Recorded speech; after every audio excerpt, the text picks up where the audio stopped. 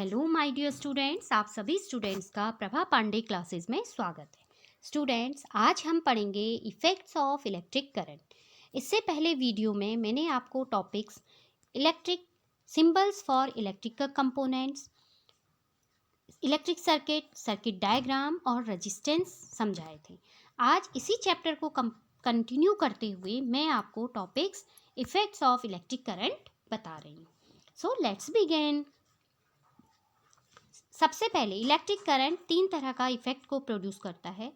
First, heating effect, magnetic effect and chemical effect. इस chapter में हम हीटिंग इफेक्ट और मैग्नेटिक इफेक्ट को पढ़ रहे हैं, जबकि जो केमिकल इफेक्ट है उसको हम हायर क्लासेस में पढ़ेंगे।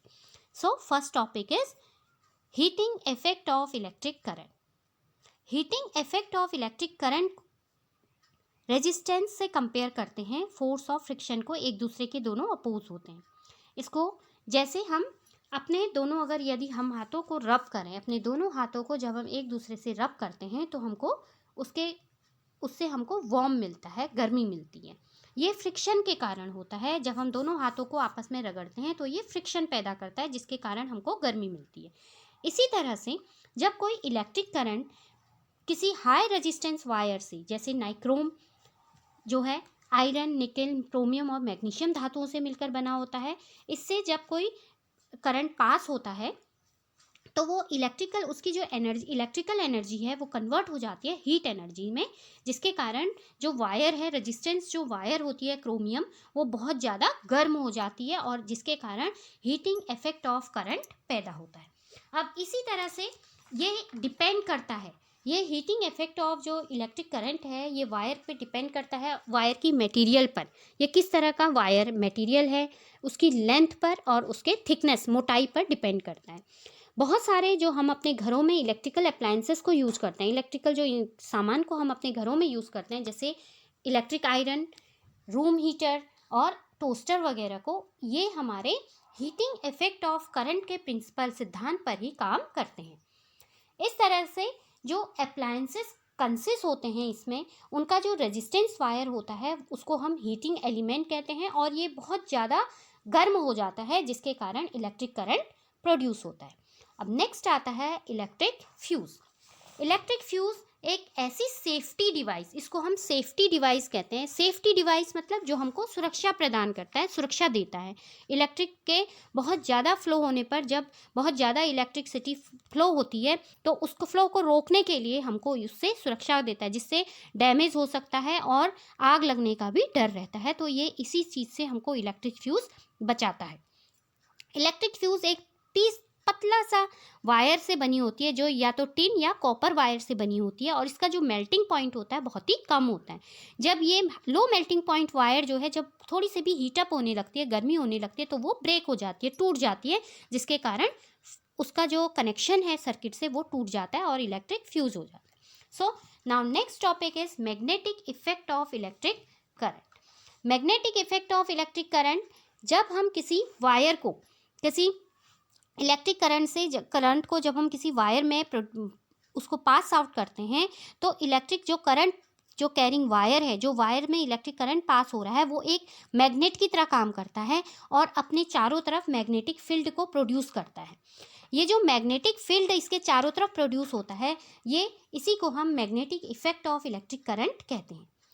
इस इफेक्ट को सबसे पहले एक Danish scientist Hans Christian Oersted ने नोटिस किया था। उन्होंने ये देखा कि जब किसी कंपास निडल को किसी इलेक्ट्रिक कैरिंग जो फ्लोइंग जो वायर है, इलेक्ट्रिक जिसमें इलेक्ट्रिसिटी पास होने वाली जो वायर होती है, उसमें से अगर हम उसके सामने अगर हम किसी कंपास निडल को रख देते हैं तो वो डिफ्लेक्ट होने लगती है। डिफ्लेक्ट मीन्स कंपन करने लगती है, कांपने लगती है, जिसके कारण उन्होंने ये बताया कि इलेक्ट्रिक जो फ्लोइंग कैरिंग जो वायर होती है उसके चारों तरफ मैग्नेटिक फील्ड प्रोड्यूस हो जाता है। इसी को हम magnetic effect of electric current कहते हैं। Now next is electromagnet.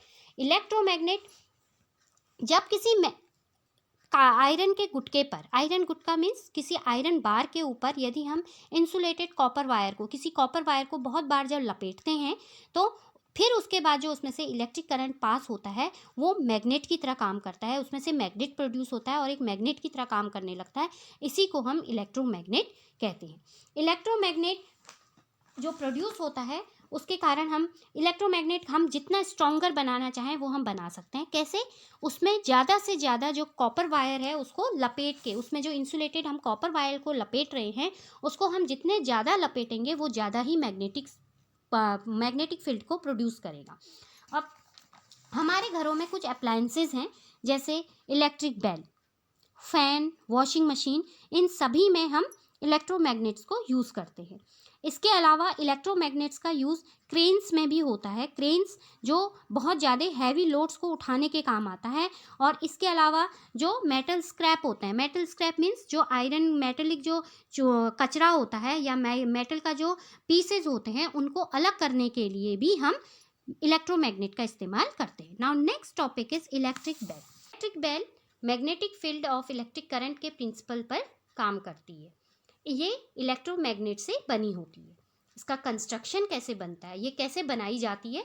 सबसे पहले इलेक्ट्रिक बेल में एक यू शेप्ड का इलेक्ट्रोमैग्नेट होता है। एक छोटा सा आयरन बार होता है जिसे हम आर्मेचर कहते हैं। आर्मेचर का जो आगे का फ्रंट से वो एक पोल से जुड़ा होता है और जो नीचे का पार्ट लोअर एंड होता है वो एक स्प्रिंग, फ्लैट स्प्रिंग से जुड़ी होती है और स्प्रिंग जो है वो एक मेटल ब्रैकेट से जुड़ा रहता है। आर्मेचर के अपर एंड में एक हैमर होता है जो अटैच्ड उससे रहता है और इसके अलावा उसमें एक कॉन्टैक्ट स्क्रू होता है जो आर्मेचर के पॉइंट ई को टच करता है।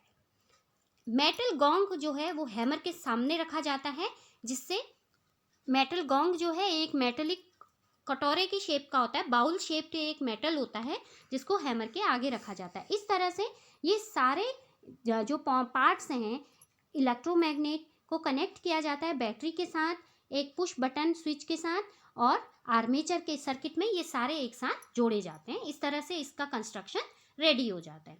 नाउ नेक्स्ट आता है working of electric bell. Electric bell कैसे काम करती है? इलेक्ट्रिक बेल के काम करने के लिए जब हम उसको उसके स्विच बटन को प्रेस करते हैं, उसको दबाते हैं, तो उसमें से इलेक्ट्रिक करंट फ्लो होने लगता है इलेक्ट्रोमैग्नेट के द्वारा। अब इलेक्ट्रोमैग्नेट में जैसे ही इलेक्ट्रिक करंट फ्लो होता है तो वो आयरन स्ट्रिप को अपनी तरफ अट्रैक्ट करता है। आयरन स्ट्रिप मीन्स आर्मेचर को अपनी तरफ अट्रैक्ट करता है और जो हैमर जो अटैच होता है आर्मेचर के साथ वो जोर से अपने को खींचता है और गोंग में एक जोर से धक्का मारता है, पुश करता है गोंग को, जिसमें आवाज़ होती है और एक बड़ी सी आवाज़ आती है।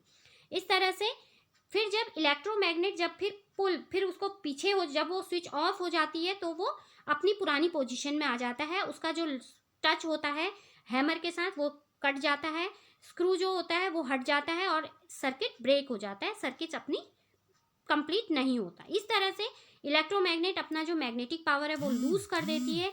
आयरन जो स्ट्रिप है वो अब दोबारा अपनी ओरिजिनल पोजीशन में आती है, फिर वो दोबारा हैमर को टच करती है और हैमर को टच करने के बाद फिर वो गोंग में जोर से आवाज़ करती है। इस तरह से बेल फिर रंग करने लगती है। इस तरह से ये प्रोसेस जो है कंटिन्यूअसली लगातार होती रहती है, जिसके जब हम उसको ऑन करते हैं तो वो हैमर ये फटाफट की पोजीशन हैमर गोंग को खींचता है, गोंग में आवाज़ होती है। फिर जब हम इसका पुश बटन को बंद कर देते हैं, इसका ब्रेक कर देते हैं इसके सर्किट को, फिर ये अपनी पोजीशन में आते हुए इसका आवाज़ नहीं होती। इस तरह से ये बेल हमारी बजती है। अब ये जो है बहुत ही ज़्यादा जल्दी से ये बेल बजने की जो प्रोसेसिंग है वो बहुत जल्दी होती है। इस तरह से हमारी इलेक्ट्रिक बेल काम करती है। So students, hope you all understand this topic. So thanks for watching video.